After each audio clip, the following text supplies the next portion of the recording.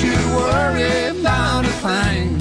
Jesus Christ is still the King. Welcome to The Uncommon Good with Bo Bonner and Dr. Bud Marr on Iowa Catholic Radio. Every Wednesday, diving deep in the truth of the Catholic Church and restoring all things in Christ. The Uncommon Good, live from the Mercy Live Up studio. The Uncommon Good is on the air. I'm Bo Bonner. I'm the Dizoctor Bud Marr. Heyo! Coming live from Mercy Live Up studio in beautiful Sanguine, Des Moines, Iowa. Yeah, a new one. 1150 AM, 88.5 FM, 94.5 FM, streaming live, iowacatholicradio.com, and thanks to Blessed Ministries and the People's Abstract Company, if you have the Iowa Catholic Radio app, you can listen to us almost anywhere. Bud, how are you doing today? I'm okay. So last week, Sapphire. Des Moines was Sapphire. This week it's Sanguine. I'm just evidently alliterating with S words. I was wondering, as a melancholic personality, why I felt a little out of place on the commute this morning. Now we're like really deep diving into like the fact that our wives made us take that 4 humors test. Yeah. You guys haven't lived in the Catholic world until you've had to take the test to decide which of the 4 humors you are. Well, speaking of humors, I feel like last week the soccer gods cursed us because we insulted soccer on air. Yes. And then you sustained a pretty serious injury on the soccer field. Yeah, but, I mean, I pretty much get injured every time that I play any sport now. But this one, I did the splits, or what I call the splits for Bo. Evidently, it was not anywhere close to the actual splits. I wish we had captured this moment photographically, because it would make a great promotional video. Yeah, it was. You do our video photograph. Yeah, it was. For the show. It was painful, and luckily I have prior arrangements today, so I'm not going to play pickup soccer because I think I might die if I did it. Well, I don't know how meticulous we want to get in this conversation, but what was hilarious to me is you actually did a great job of defending the goal, and then you did the quasi-splits, and there was another player out there who's related or married to one of the Iowa Catholic Radio hosts. It's Joe Stopulus' Joe Stopulus' wife. She thought about scoring the goal and then spared you. Yeah, because if she would have kicked through, she would have kicked any number of my body parts and I would have died. She's, by the way, shots fired to Joe Stopulus. Joe. You must be terrible at sports because your wife is fantastic. I heard he was home cooking and changing diapers, which, you know. Yeah, good for him. Yeah. But I wish he would come out because I think we could beat him, but we cannot beat his wife at soccer. She's fantastic. Well, you could use the olive oil that he emits for sunblock. Shots fired, Greeks. Okay. Well, you know, usually we're talking about Italians on the South Side. We may as well bring in Joe Stopulus' family. Joe, we love you. We're coming up on their show, right? Yeah. So this is just advertising. No, I love that show. Man up, listen up. Yeah, we're not making fun of him. What is it, Monday? Free advertising. Mondays? Yes, Mondays. Okay. Well, as always, underwritten by Mercy College of Health Sciences. You know, I was thinking about how much fun we're having teaching this Intro to Philosophy class. Earlier this morning, I talked to the John Leonetti about our servant leadership class, how we're going to actually take it on the road and talk to the Iowans for Life board meeting, I think. But we also get to teach fun classes like philosophy. In fall, I get to teach New Testament, Bud. That's going to be my first time doing that there. So there you go. People are talking about auditing classes. They should come audit my New Testament class. Learn about this Lord and Savior Jesus Christ. Sacred Scripture. Well, yeah, Intro to Philosophy was a lot of fun last week because we were reading St. Thomas Aquinas. We got to talk about the Middle Ages, and it's always fun with younger students today to let them know a little bit that the Middle Ages was not simply a running Monty Python show. Or actually when it even occurs. Yeah. Well.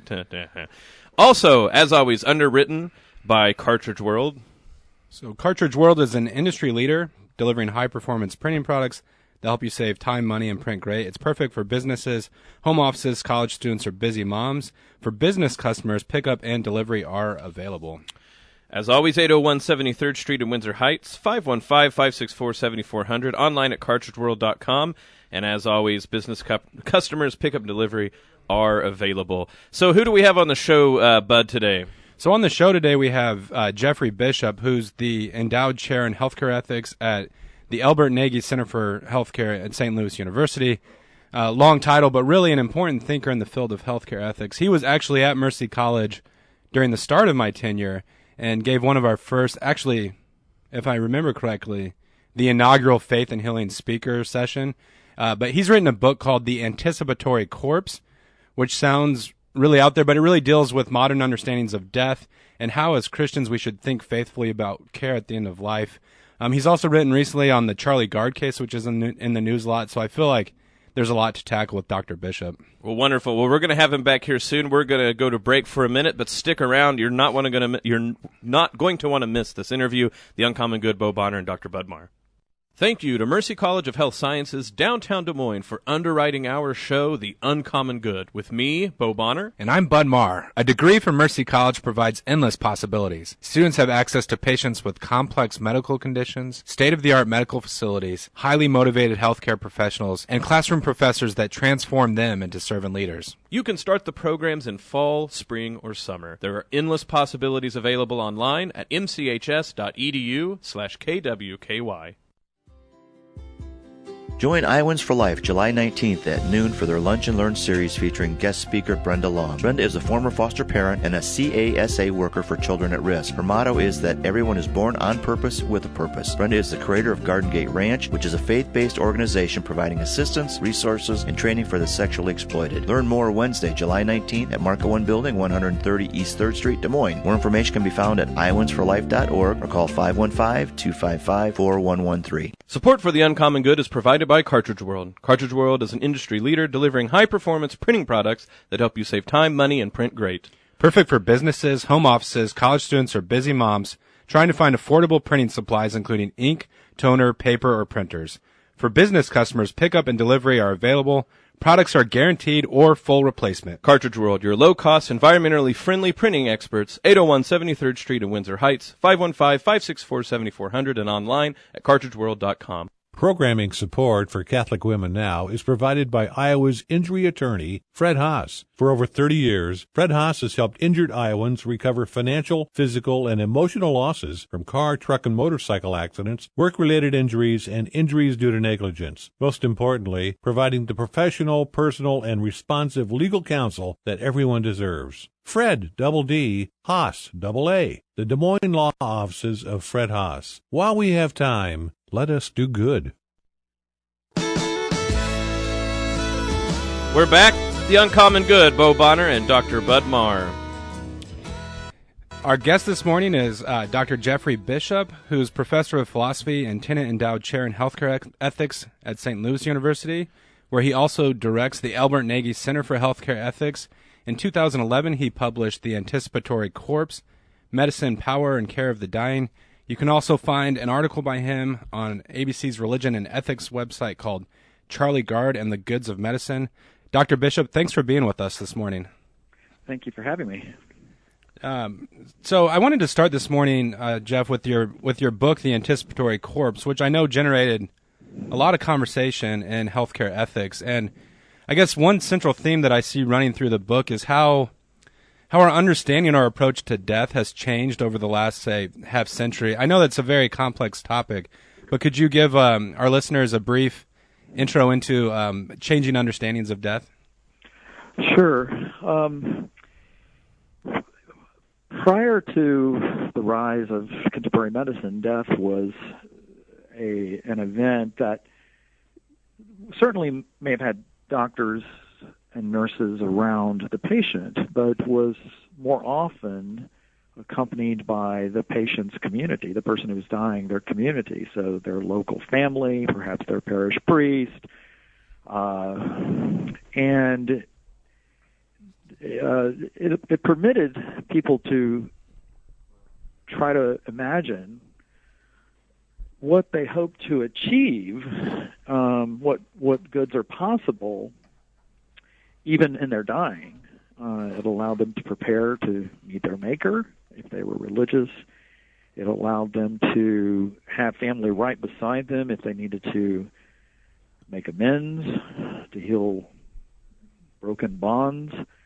And as medicine becomes more and more powerful, all of that gets moved, all of that social, moral work that could have happened gets marginalized a bit. And I have friends who are priests who will often be attending to a patient in the hospital who, when the doctors come in, essentially the priests and the family are kind of pushed to the side and the doctors take precedence. And so that's kind of symbolic of the way that dying has changed for us. And in the book, I try to say, look, this is not just a cultural phenomenon where we just kind of can reassert the spiritual and the moral dimension of dying back into medicine. That medicine itself is kind of structured by a fundamentally different way of thinking about the body, and that is that and I'll use a big philosophical term here, the dead body is epistemologically normative for medicine. And if you think about what that means, let me just try to cash that out a little bit. Okay. For docs, our first patient is dead. Our first time to encounter a body as someone learning medicine is to encounter a corpse. And in a way, that kind of shapes our imagination as to how we think about all bodies, how we'll engage with all bodies as we move in the future. And so in the book, I try to trace that out and show how that historically, that's kind of the way it worked itself out, and it kind of shaped the way we engaged the living body. So the dead body frames for modern medicine the way we engage the living body and even the dying body, which is still a living body. So, well, Dr. Bishop, this is Bo Bonner. First of all, thank you for that introduction. We often have to, Bud and I talk about this in our bioethics classes, and approaching that subject, you do that such a fine way. I always think I ramble on for about 45 minutes to make that point. So you did it very succinctly. And beyond that, I also want to say your book title is awesome. I had a band in the 1990s, and I wish that we would have called it The Anticipatory Corpse. I've often heard people say, "Sounds like it's an album." Right. What I love what you said, though, to rephrase it, this show's about the common good, and people don't often think about the social good of dying well. Like death as a social good that was shared is something very alien to us, although I would really argue, and I think you would agree, that even just 150 years ago maybe, people really did talk about the social good of dying well. And so this idea about the social good of medicine and health, obviously this is what the show today is talking about, but this idea about the social good of death gets obscured because, like you said, death now, like the dead body becomes like a schema or a map that we kind of maybe work backwards from, instead of being, like you said, this event or this reality that has a place in social life in a larger extent. I guess what I'm asking is, when you're trying to relay this to people, does this end up being some sort of, like, it's almost like a barrier that's hard to overcome because it's so entrenched in our life? Sure. So I'll ask my undergrad students or even my medical students, how many of you have seen a dead body before? And fewer than 30% maybe of the kids will raise their hands, even in a medical school class, especially in their first and second years. And then I'll ask, okay, so of you who've been around a dead body, how many of you ever sat with someone who's actually dying? And the number of hands drops. It goes down to maybe 10%. And that, I think, shapes what Charles Taylor calls the social imaginary of the way we live. And so I also point out to students that, look, if I told you that tomorrow you would die, you'd probably not stay in the class with me. You would get up and you'd go find your family, you'd get on a plane and fly back to your home, you'd call the people that are most important to you. So there's something about death that kind of focuses us on what's important in life. And so culturally, if medicine has kind of pushed the goods possible in dying to the margins, the social goods possible in dying to the margins, then there are some goods that we as a society might be losing. Namely, it forces us to kind of reflect on what is most important, because when you're dying, you have to do that, or if you're faced with the death of a loved one, you have to do that. Now, when people die, people still die. So yeah, people will still reflect on it. But it in terms of, let's say there's a difference between my grandmother died in the hospital, I was able to play cards with her up until 2 weeks ago, versus my grandmother. I was sat with my grandmother Right. while she was dying in the hospital, and that fundamentally reshaped, and had a conversation about her, or about this with her, is a very different thing than you just find out grandma died in the hospital. Well, and beyond what I was just talking about with the social import of this, I think this goes into, you talk about social imaginaries, when we have these big arguments like what's going on with the Charlie Gard case, for instance, or basically any bioethical debate about the end of life that comes up. If people haven't set through a human being dying and just have seen the process, I realize that a lot of people will talk about everything from pain to like what it's like to die with dignity to all these loaded words. And at one point I realized they've never actually sat by someone who died, because you can tell they have no clue what the process is like. And I'm not acting like I'm a pro, but you're right. Yeah, we were in the room when my granddad died, for instance, and just even the process of like seeing someone slowly to stop breathing, for instance, it's very absent in the way that people will talk about these things. So we're going to have these big ethical debates with a lot of people. I'm not saying like the doctors, but like in the news and in the public sphere, with people who actually have no experiential experience of just even the process of death in a physical way, let alone in this social and spiritual way we're talking about. Exactly. Yeah, I think that's exactly right. Yeah. I think there is something about going through the process. There's something else there.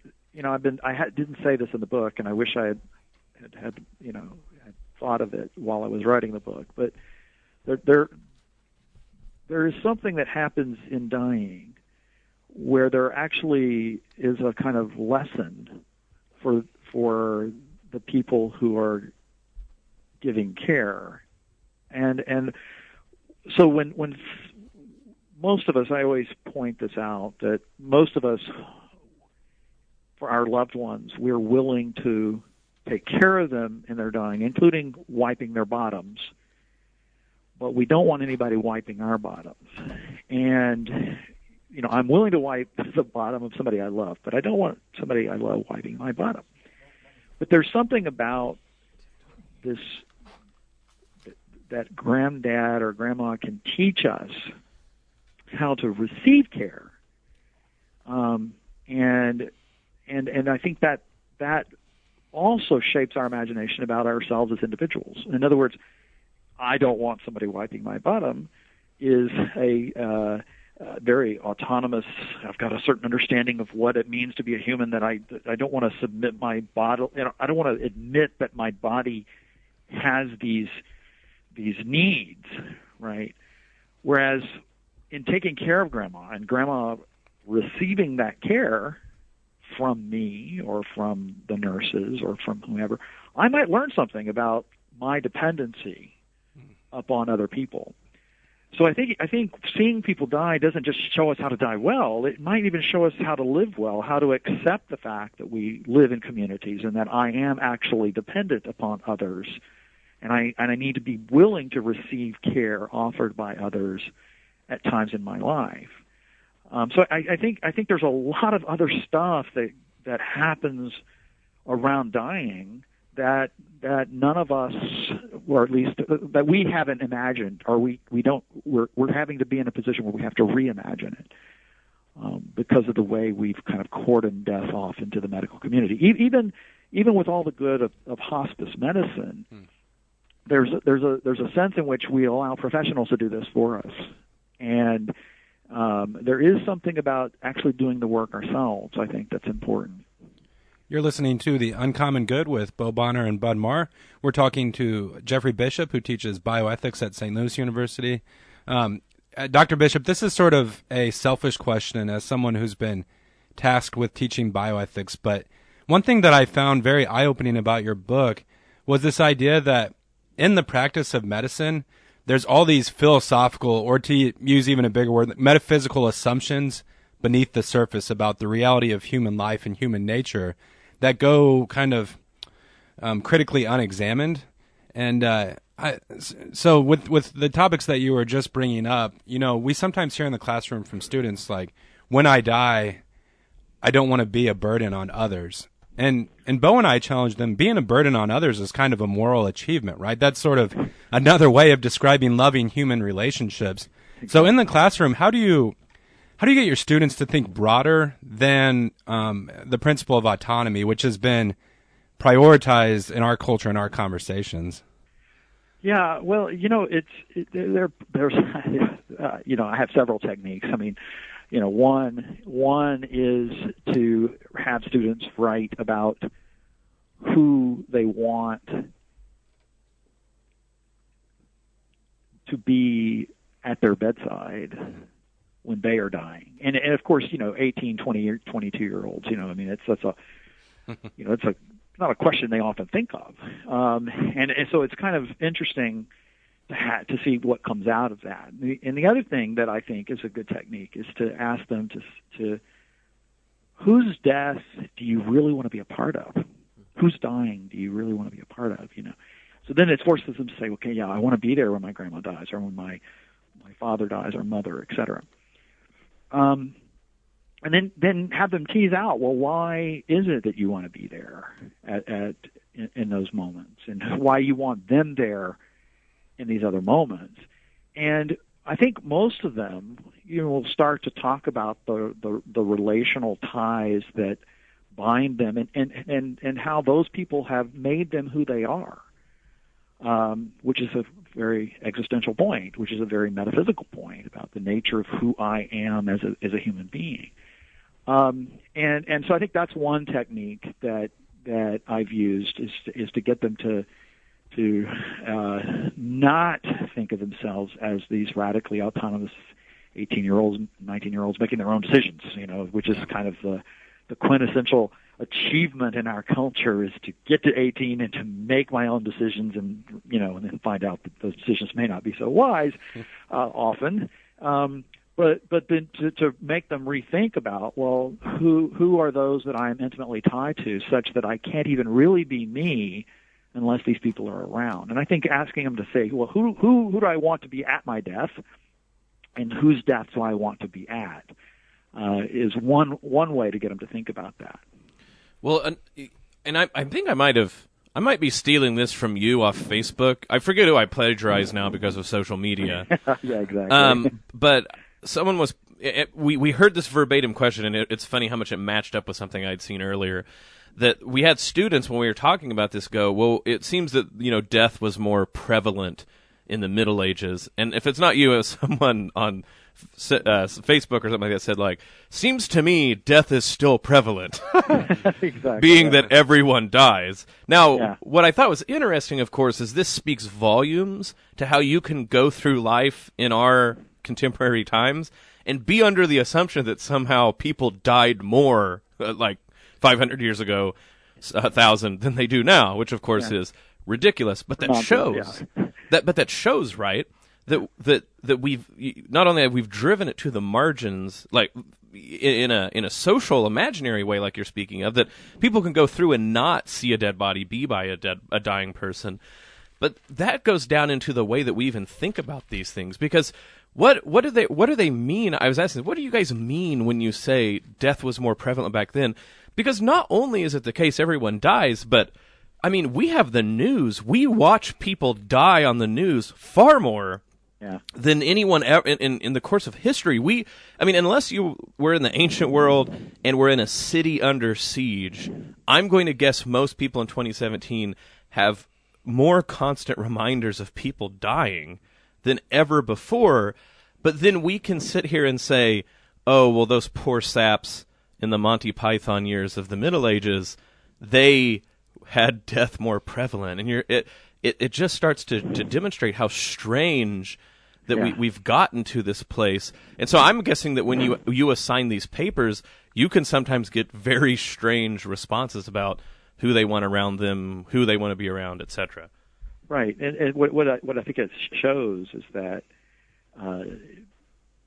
death is thought of merely in the abstract, and it's always something that happens to them on TV, or it's always something that happens over there away from me, which all it's happening is that we're hiding it. And in a way, even while death is prevalent on TV a lot more, as you point out.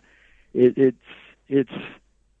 in the abstract. It's not something that really affects me, because it doesn't touch those that I'm attached to. I'm reminded of in Dostoevsky's The Brothers Karamazov, Ivan talks about a child and the death of children. And it's in his child. He's just giving this description of a child in the newspapers, and he's just affected by that child in the newspapers. But of course, it's no particular child. It's any child. It's every child that he's describing, and he has no actual intimate attachment to the child at all, as opposed to Alyosha's child, who is Alushka. That's a particular child that Alyosha is taking care of and that he's affected by, and I think this is where we are. We are in a society that deals with death in the abstract. It's those other people that die, and therefore it allows, it's hiding in plain sight. is how I would put it. It's hiding in plain sight because we're not actually dealing with the actual deaths of actual people the way we would if we actually had to take care of them in our homes. So it's interesting. It's I guess I would say it's just hiding in plain sight. It's more abstract, but it's probably more prevalent in the sense that we now see it more. Because usually you probably only see the deaths of those who are in your immediate surroundings if you lived in the medieval period, but they would really affect you because they're your close, intimate relations, as opposed to you don't take care of the people who are your close, intimate relations dying, and now everyone just dies in the abstract on the TV.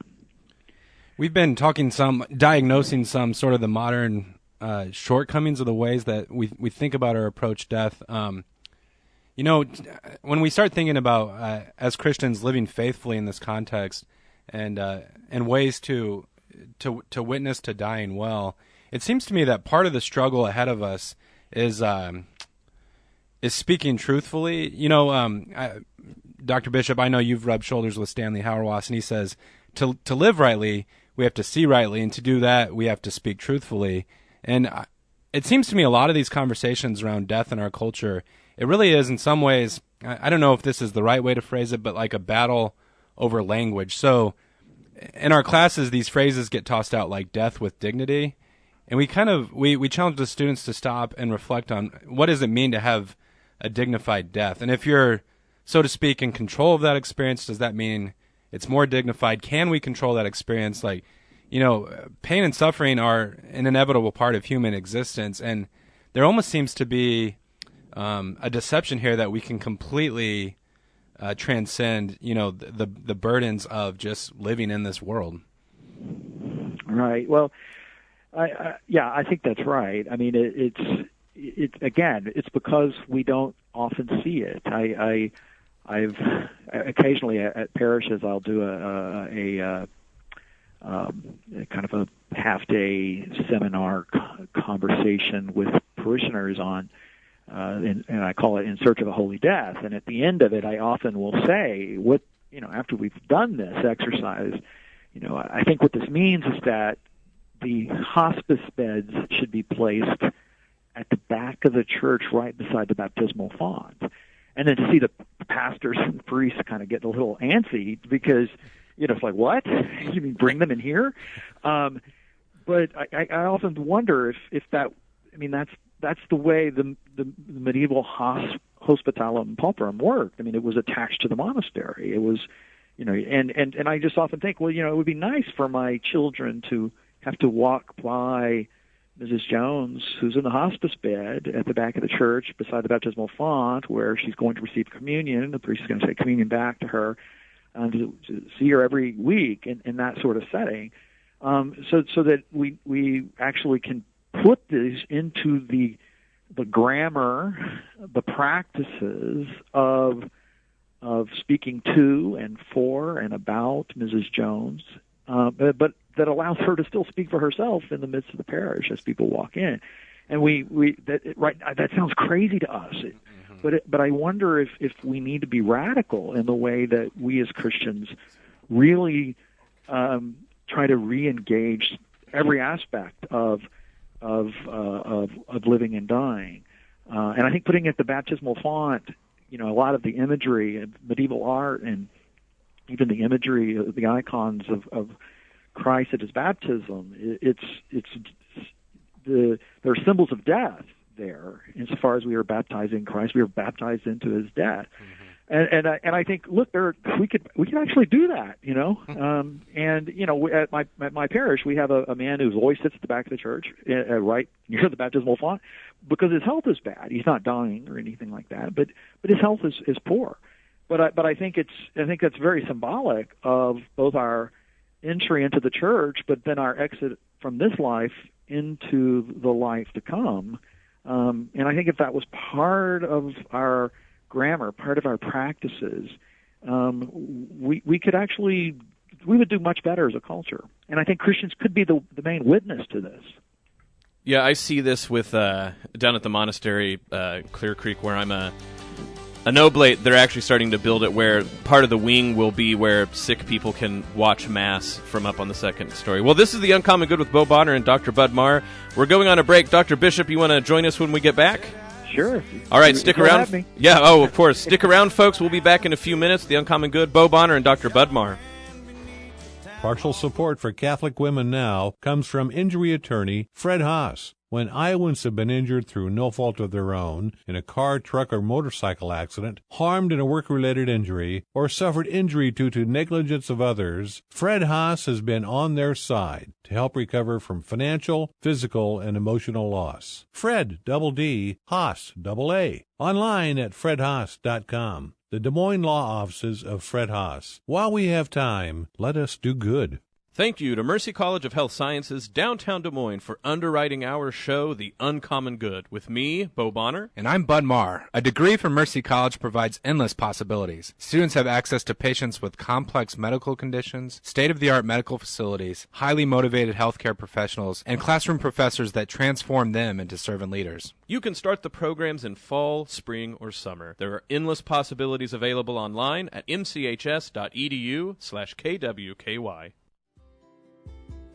Join Iowans for Life July 19th at noon for their Lunch and Learn series featuring guest speaker Brenda Long. Brenda is a former foster parent and a CASA worker for children at risk. Her motto is that everyone is born on purpose with a purpose. Brenda is the creator of Garden Gate Ranch, which is a faith-based organization providing assistance, resources, and training for the sexually exploited. Learn more Wednesday, July 19th at Marco 1 Building, 130 East 3rd Street, Des Moines. More information can be found at iowansforlife.org or call 515-255-4113. Have you ever wondered what it would be like to be a part of a Dowling Catholic sports broadcast? If you love sports, you're responsible, and have a basic knowledge of computers, you would be the perfect addition to our sports broadcasting team here at Iowa Catholic Radio. We're looking for a part-time soundboard operator to help broadcast Dowling sports. It's a great way to get started and gain experience in the broadcasting industry. Your hours will vary week to week, and coverage of the games is typically in the evening. If you're interested in the position, please call us at 515-223-1150 and ask for Tony, or email us at careers@iowacatholicradio.com, and let's play ball.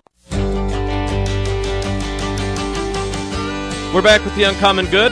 Bo Bonner and Dr. Bud Marr. We're speaking with Dr. Jeffrey Bishop, ethicist at St. Louis University, talking about not only his book, The Anticipatory Corpse, but also just generally the idea of how do we imagine death, how it functions in society, and specific questions on that. Again, Dr. Bishop, thank you for joining us at the top of the, well, not the top of the hour, but the second half of our show. You bet. So we left off talking about in many ways, architecture of the church and what it says about death. And I love that image you have that, baptism already is an image powerful about death. When we're baptized, we are buried with Christ, we're raised with him. And then I'd thrown out the idea that, there's a monastery that makes an infirmary where sick people can be, so to speak, wheeled up and see into the church when Mass is going on.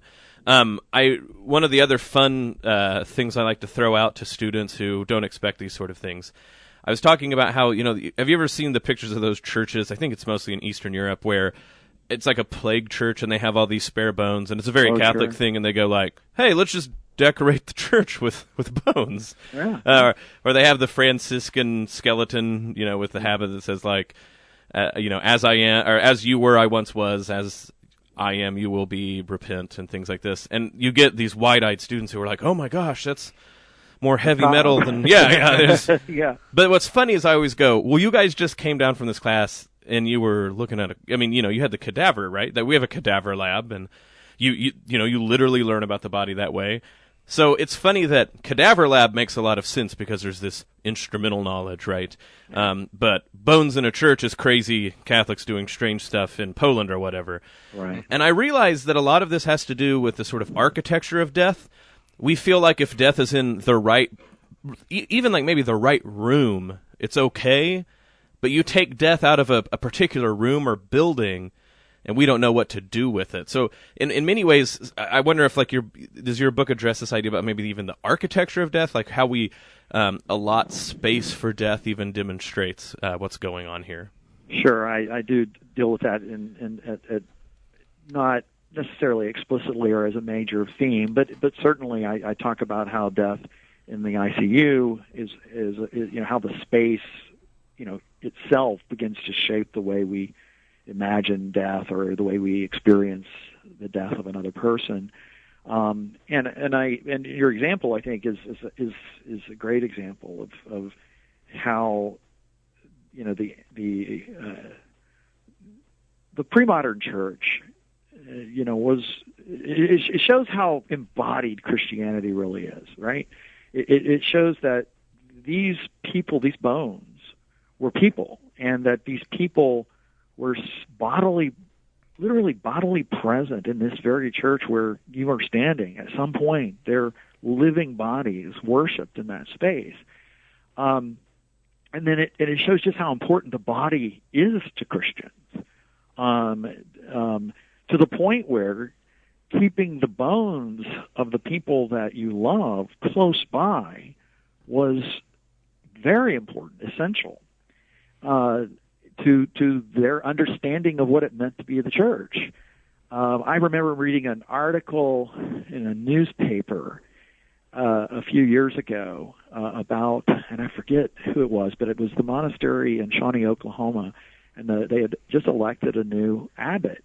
And somebody asked the abbot, so what are your plans, thinking like, what are your plans for the monastery now that you're the head honcho here, And the guy had said something like, my goal is to end up in that cemetery out there. And it's just like, it's a fundamentally different way of thinking about a goal-oriented life. To say that, I'm part of the church worshiping here and now, and that in my death, I'm going to be part of the church worshiping here and now as well, from that cemetery. That's fantastic, because we were at a conference that's at St. Gregory's down in Shawnee, and we met the abbot, and I can totally imagine him saying that. It might have been him. It might have been that abbot. Well, Dr. Bishop, a lot of the things we've been talking about have tied into the Charlie Gard case, which it seems like every few years there's a prominent bioethical case that just grabs the nation's attention, and that has certainly happened this year with little Charlie Gard. You've written a piece on ABC's Religion and Ethics site where you argue that this is really a conversation or a debate about the goods of medicine, but in some ways it sounds like it's maybe hard for us in the U.S. to understand precisely the nature of the debate because we almost have a different conception of the goods that are at play. Yeah, this is a case of a kid about, I think he's somewhere around 10 or 11 months old, and he has a mitochondrial genetic syndrome, and in which his own genome doesn't control his mitochondria and doesn't permit it to. And the mitochondria are the power plants of the cells, and he's there's very little hope in the sense of he's not going to grow up and have a normal. He's not going to play baseball. He's not going to grow up and go to college, and that's not going to happen. That's not possible for him. The problem is that so this is in the United Kingdom, and in the United Kingdom, they have a different way of thinking about medical ethics. The General Medical Council, which is roughly equivalent to our state boards of medical examiners,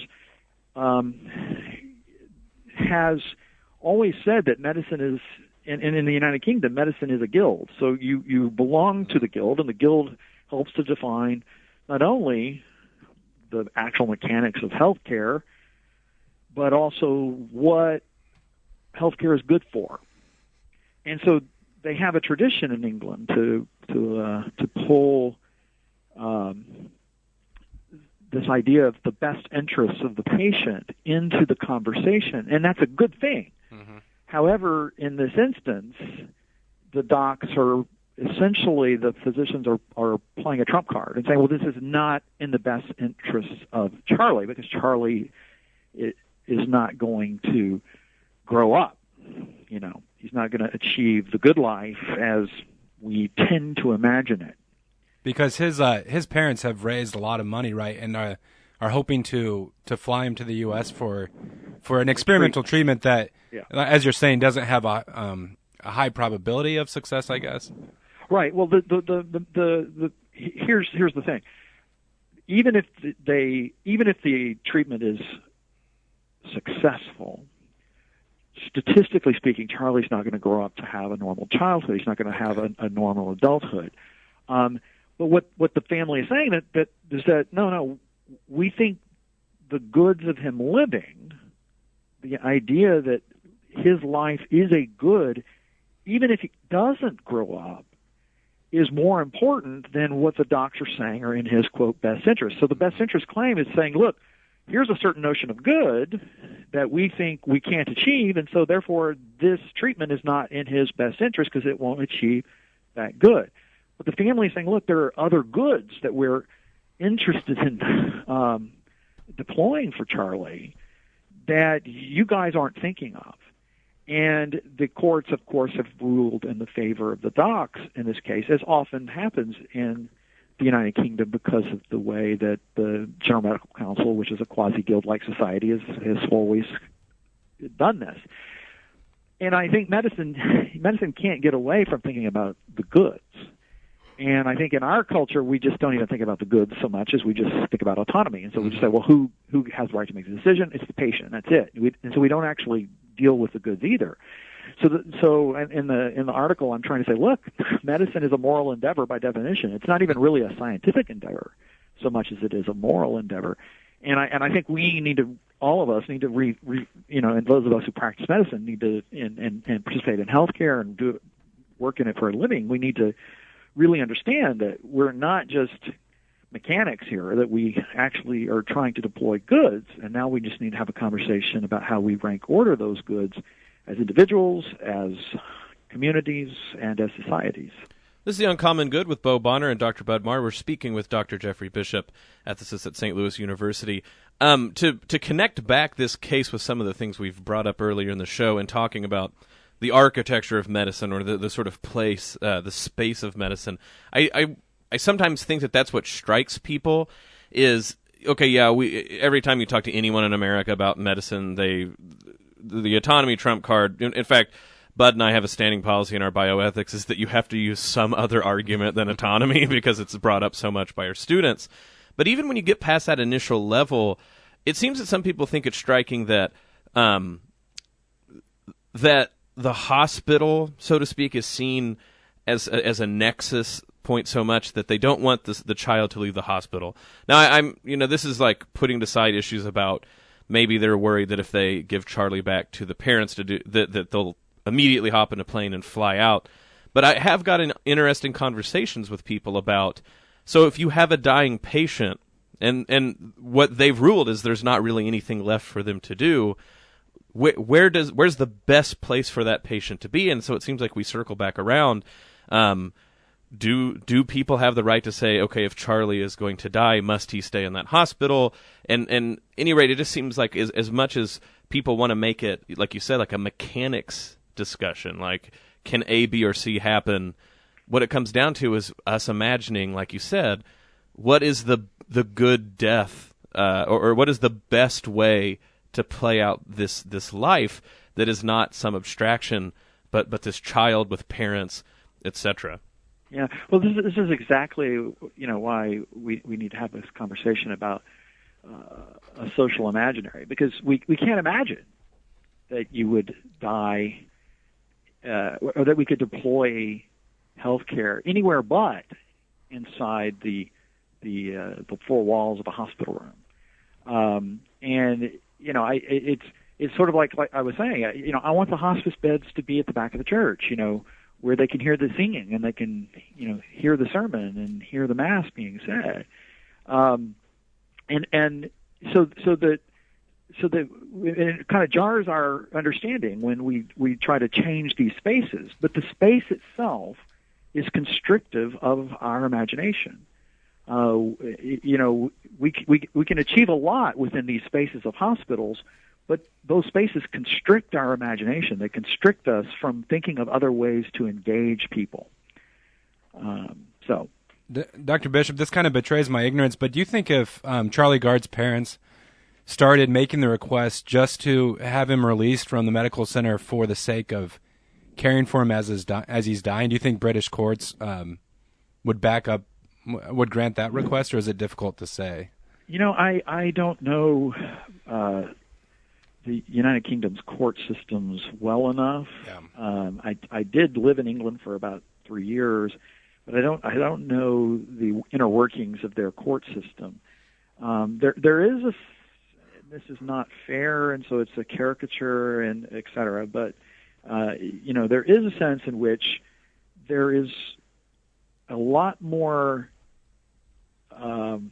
sense of the people of Britain's dependency upon the governmental structures of Britain, whereas in the United States we're a little bit more, we don't need government as much. We want to do it ourselves. But I think it would be interesting for the family to say, look, you know what? We have an electrical outlet at our house. He's on a ventilator. We can plug it right into that electrical outlet. And we can, and if they had the right kind of training to handle the technical stuff, I don't see why we couldn't imagine a world in which they say, okay, look, you want to turn them off. We don't think it needs to be turned off. We're willing to take it on ourselves. Now, when they were willing to say, we'll take it on ourselves, the court said, well, no, we're not going to let him out of the country. Now, that brings up the question that I think is really an important question is, who owns the body, or whose body is it? Who possesses our bodies? Is it the state? Is it our families? Is it our culture? Is it our society? And we don't often think about that as a question.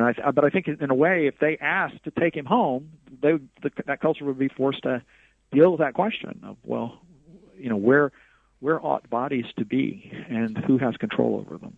What do you say that these the attraction or the interest that people show in these prominent cases kind of demonstrates that we're narratival creatures? And what I mean by that is we have a lot of arguments about bioethics, but a lot of times what seems to carry the day is stories. I have a friend who's worked resisting the legalization of physician-assisted suicide in California, and he said really that what kind of broke the dam in some ways was the Brittany Maynard case. And I know from teaching bioethics that students, even those who grew up Catholic may know very little about the saints, but individuals like Brittany Maynard, they kind of have that story of the end of her life ready to go in our conversations about death.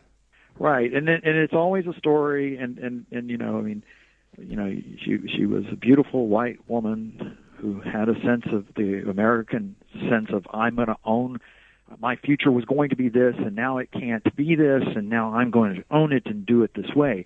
That is the meta-narrative of American culture. And so the fact that she's a beautiful woman who's taking charge of her life by taking charge of her death, it captures the American imagination. It's the good life and the good death in the American sense of that. Because we are hemmed in by that narrative, or that again, I like the idea of the social imaginary, this mythology of the American dream of what it means to be an autonomous human being, as opposed to, and again, I think this is where the church needs to be a better witness, as opposed to us actually showing a kind of interdependency. It would be a travesty, certainly, for, let's not use Brittany Maynard, but let's just say someone who is dying, to have their spouse, who thought they were going to live a certain life with them, to be taking care of them in this way. It would be a sad story in our culture. But I also wonder if we did that more, or if that became the meta narrative, we might actually see it as a beautiful story, as opposed to the story of me owning my own death. Yeah, that's why I feel blessed to be an Oklahoman in a lot of ways. But one thing that I really like is, in the sense of Oklahomans, is like, we're not going out easy. Like, we're taking it down to the last minute, and we're going to be a burden to all y'all, right? Because you've all treated us bad for long enough. Like, we're sucking it dry, folks, and like we see it as a moral obligation to like drag as many people down. No, I'm kidding, but I do think that's right. Like, I grew up never thinking that, like, oh my gosh, like, it's only been recently that I've heard relatives talk about being a burden, but everyone else is all like, yep. Grandma's going to take this one down to the wire, and we thought it was a moral good. So yeah, exactly. Well, Jeff Bishop, thanks so much for being with us this morning, and I really appreciate your time. I feel like we could go another hour easily, but folks, I encourage you to check out his book, The Anticipatory Corpse. You can find more about his writings and his work at jeffreybishop.com. Just a warning, there's an E before the Y there in Jeffrey, so jeffreybishop.com. And thanks again, Dr. Bishop, for being with us this morning. My pleasure. Thanks for having me. All right. So, guys, it's been a wonderful show, like it always has been. And one of the things we wanted to bring up about wonderful shows and all the people that we get to work with is we're listener-supported. And, you know, I think we've said this time and time again, but it can't be said enough, Bud, that one of the things we want to stress is that this isn't an individual endeavor. This is something that we all do together. So if you want to be a part of our ministry, you don't need to, like, polish up your vocal cords or come up with descriptors of Des Moines like sapphire or sanguine. You can actually just send us money, which is a lot better than reading the thesaurus, wouldn't you say, Bud? Well, the church is a communion, and our ministry here is a network of relationships. One theme that Dr. Bishop came back to a couple times is the idea that, you know, sometimes in modern culture we operate with this myth that our lives are self-made or that we're completely independent. But no, we're dependent, rational animals, to borrow from the philosopher Aristotle. And so, you know, this work couldn't be done without the support of all of our listeners. And it really is, it's connected to the life of the church and spreading the gospel, letting people know the good news of Jesus Christ. I have had people say, like, oh, well, if you say that, will you let me on the radio? And I'm like, sure. Well, we can have a radio fight if you want. I mean, I've been training my whole life for this, but if you listeners... No, I'm kidding. So you've laid out the welcome map for people to come on the show? Sure, why not? I mean, like, the worst they can do is sound bad, make us look better. See, I was worried the first time I was on John Leonetti's show that it was just kind of this faux thing, and he actually had the microphone turned off and was trying to make me feel better about my life. He's just trying. But I think he aired it. Yeah, no, I mean, he seems to air the ones that we do every Wednesday. So it's a miracle of technology. John Leonetti texts me 5 minutes before I'm on, says, "What should we talk about?" No, well, we'd also it's more like 20 minutes. I'm joking, folks. We'd also remind you and encourage you to listen to Bible in a Year every morning, 5 a.m. Yes, and then followed by the Rosary. So a great way to dive more deeply into sacred Scripture, to bolster your prayer life, and hopefully as you pray the Rosary, whether by listening to the radio or at home, that you unite your intentions with ours in the furtherance of this great ministry. And you know, we had Adam and Justin on talking about the convocation, and you know, Bishop really talking about ways in which we can energize and interrelate to each other with all of our different missions. So I think it's great that Iowa Catholic Radio gets to have these connections with the diocese. It gets to have connections with Mercy College. And I was just thinking, because you brought up that Dr. Bishop was part of the Faith and Healing series, you know, that's going to be starting up. Our first one's going to be in September. We have 4 great speakers. One of them happens to be Bishop Pates. So, you know, there's a lot of synergy, and that's another S word, but going on in the Diocese of Des Moines. Sanguine, sapphire synergy. Well, we had Adam Story and Justin White on last week, and they were talking about the convocation. I don't know what happened in Orlando, but I feel like the dicastery, the diocesan offices, there's an extra skip in their step this week. I know. Have you noticed that at home, Deacon, with Eileen? Okay. Well, I actually think what happens, they changed to pumpkin spice lattes. Oh, so there's just a little more caffeine in their systems? Yeah, like John Leonetti is doing that. No, it's like a musical. It's like La La Land. They're just walking around the offices like greeting you. You almost lost your headphones. I know. That was good. I really do want to see the duet between Bishop Pates and John Wynn. That would be a good closing number of a musical. But sure. the Diocese of Des Moines, the musical, I would sign up for that. Well, I don't know how we keep going after that one. It's pretty good that we're wrapping up the show. yeah, okay. 55, 56. No, folks. I'm sorry. I'm thinking of people literally singing music over at the Des Moines. Yeah. So that means that we should actually probably get out of the show here. Well, folks, I want to thank you for listening. And like I said, Dr. Jeffrey Bishop, Bud set that one up. Thank you, Bud. That was a fantastic and penetrating look into a subject that's often difficult precisely because we don't talk about it very much. Yeah, and please remember if you work downtown or are commuting that way on Monday afternoons, we do have Mass at Mercy College at 4:30 every Monday. That's become a key part of our communal life down there. Everyone's certainly welcome. Our receptionist, Missy, is very welcoming, so just you can use the visitors lot there on right on 7th and Crocker and come take in Mass with us, assist at Mass. Yeah, that would be great. And so, yeah, and then also remember others, Cartridge World, who is helping us out if you need to print out, for instance, complaint letters about how the radio hosts talk too much about musicals that don't exist. Go to Cartridge World, and you can print out that letter and mail it directly to Tony Valdez. Were we flooded with pro soccer messages last week? No, I don't think so. I mean, Okay. unless they're hiding us from us. I'm guessing we no longer have any listeners who love soccer. They've been No, They'll soccer, come back to the show. Aren't they resilient, or isn't that they all fake injuries and then get right back up? They've right? been dragged off the field, so to speak, on Right. their magic hammock, or what word am I looking for there? Stretcher. Stretcher. Yeah. Well, red card for all of us in here, folks. This has been the Uncommon Good, Bo Bonner and Dr. Bud Marr. May Jesus Christ, the Prince of Peace, reign in our hearts, in our families, in our cities, in our town, state, our country, and the entire world. This is the Uncommon Good. Bo Bonner, Dr. Bud Marr. We will talk to you next week, Wednesday at 10 a.m. Have God a blessed bless. week. The Uncommon Good with Bo Bonner and Dr. Bud Marr is heard Wednesdays at 10 a.m. and 10 p.m. on Iowa Catholic Radio and on the official Iowa Catholic Radio app.